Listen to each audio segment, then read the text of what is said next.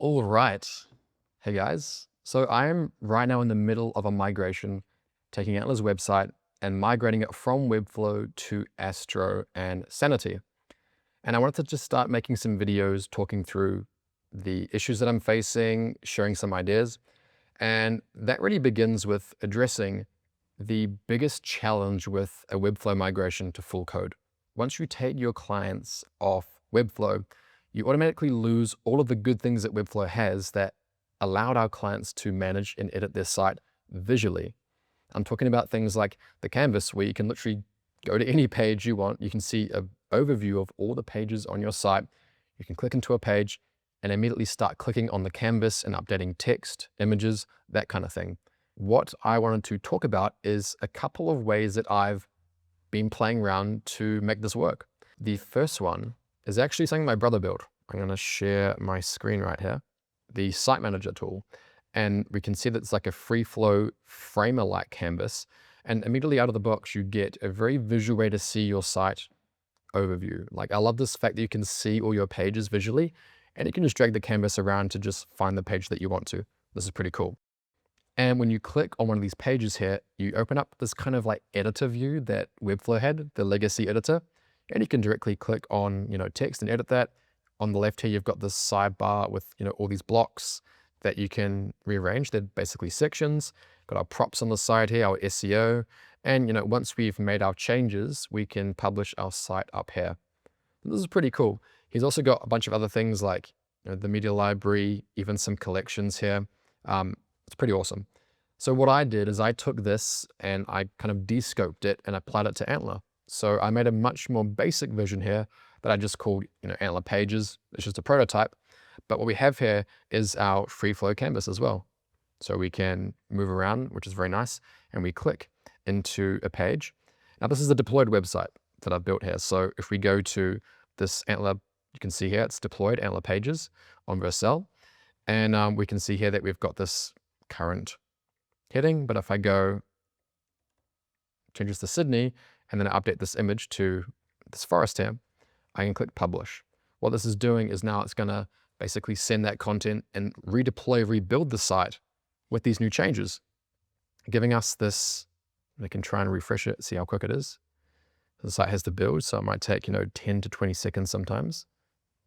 But eventually, this will. And there we go. It has now gone through to the live site.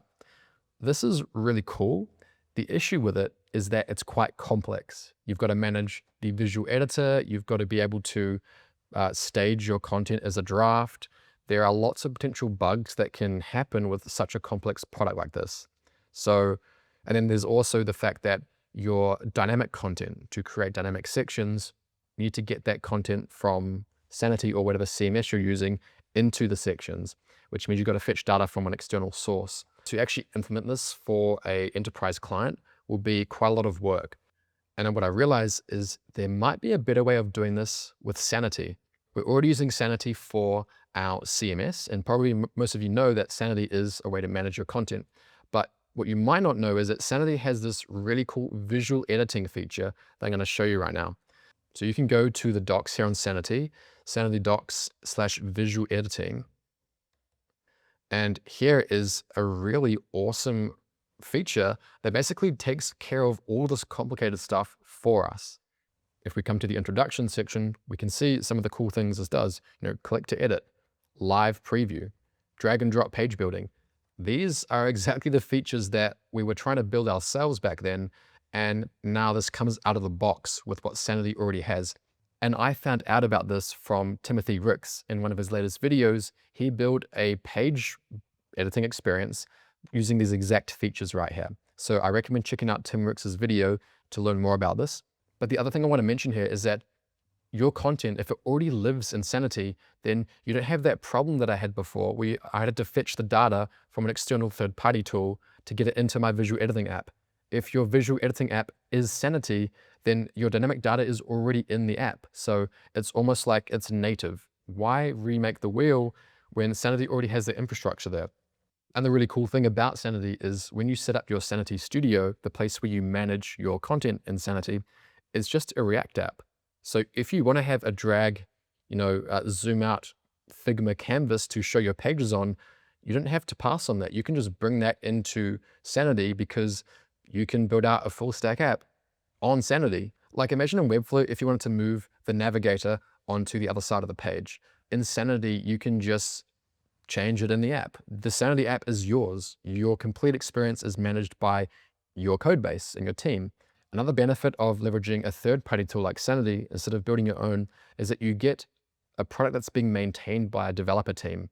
Like if I built this thing myself, I would have to maintain this internally at Antler, and it would be kind of a headache to always be doing bug fixes for this product that basically already exists in a product that we're renting anyway. So even though it feels cool to be able to build your own tool, I think the wiser option is to go with an established third-party tool like Sanity to manage your content. That's what I wanted to share this week. What I'm going to be learning now is going deep into the docs on the Sanity visual editing tool to just learn how it works better and how I can apply it. I'm also going to be watching what Tim Ricks does over the coming months and weeks to see how he develops this visual editing platform that he's been building. And this is pretty much my update for this week. So happy building, and I'll see you in the next one.